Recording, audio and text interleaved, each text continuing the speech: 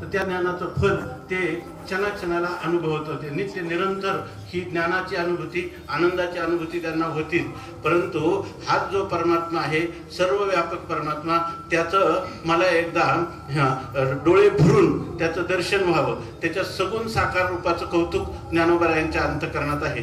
आणि ही जी भक्ती आहे ही ज्ञानोत्तर भक्ती आहे. या ठिकाणी ज्ञानासाठी केलेली साधन म्हणून ही साधन भक्ती नाही, ही सिद्ध पुरुषाच्या जीवनामध्ये प्रेम लक्षणात्मक भक्तीचा झालेला हा जो आविर्भाव आहे, ही सहज स्थिती जी असते महात्म्याची, की ज्या ठिकाणी खरं तत्वज्ञान झालं की माऊली सांगतात, क्रियेचे नाम काय, तैसे क्रियेचे नाम किरणस आहे, परी अद्वैती भक्तीचे आहे. परंतु खरं ज्ञान झालं तर ही भक्ती होतच असते.